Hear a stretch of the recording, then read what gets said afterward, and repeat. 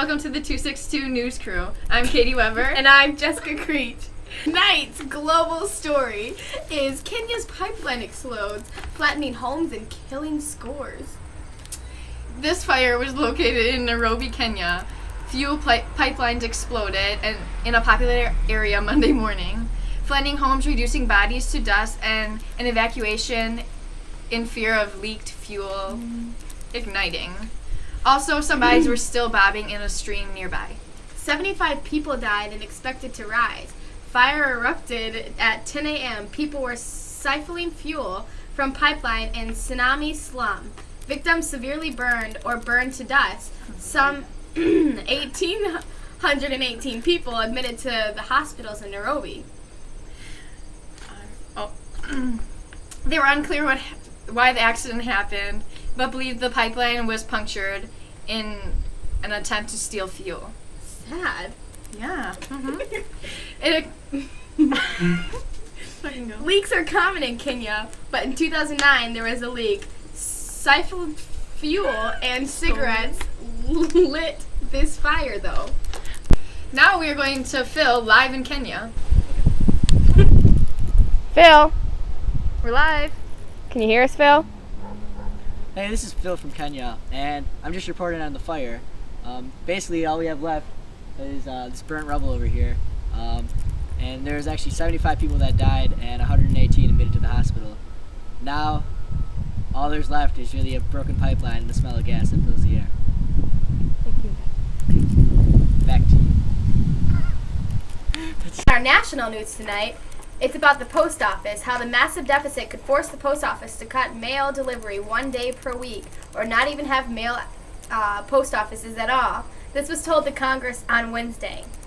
Postmaster General John E. Potter asked lawmakers to lift the requirements of the agencies to still mail 6 days a week.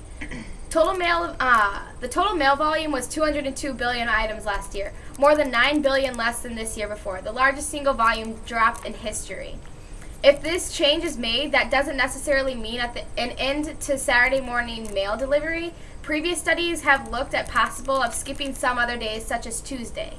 The ability to suspend delivery on the lightest delivery days, for example, could save dollars in both our delivery and our process and distribution networks.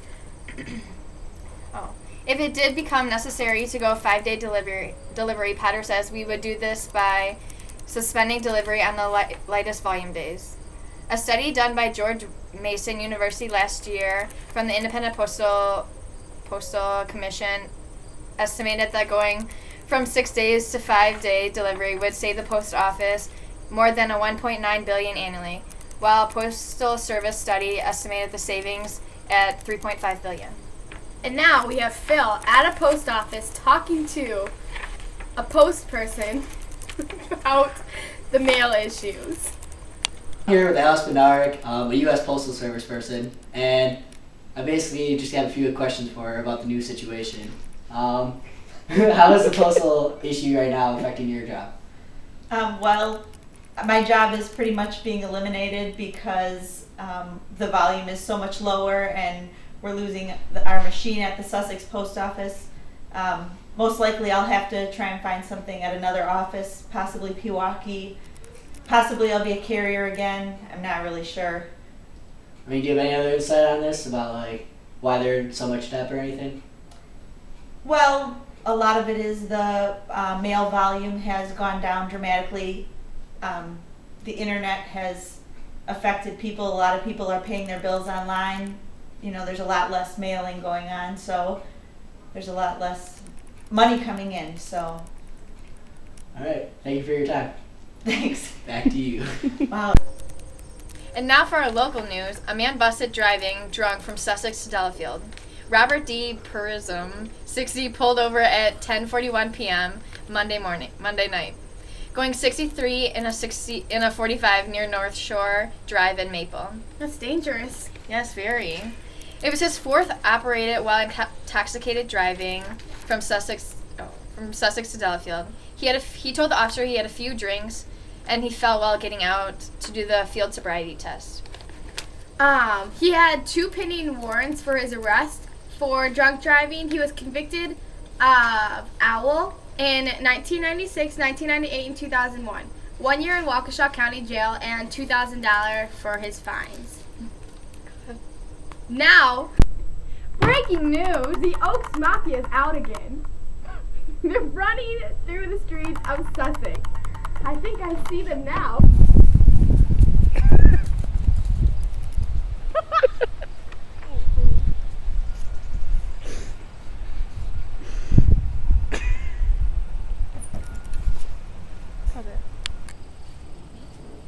This is one of the houses that has been reported to see the Oaks Mafia. The Oaks Mafia consists of 8 boys from ages 17 to 18, and they are seniors at Hamilton High School. Oaks Mafia! Ding dong ditch houses, chalk houses, steel scooters, teepee houses, and prank phone calls. And back to you.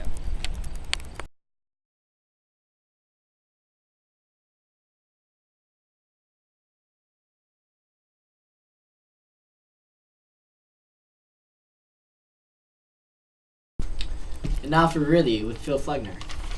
I mean, really Hamilton football. Make history one week by beating Marquette and then lose to some no-names the next week. Really? Hold the state team to 17 points and then let some no-names beat you by 53? I mean, really, if you're going to lose, you might as well not hurt 3 of your starters. And if your starters are planning on faking it, they might as well do it in a game where they're actually going to win. I mean, if you want to get out of some conditioning, that's fine. But at least do it when you're going to win the game. I mean, really, that's something a falls coach would do.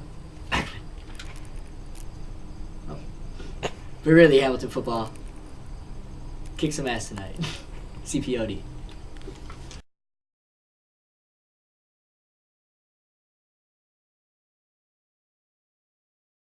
And that was the current event video project. Thank you, and please give them an A.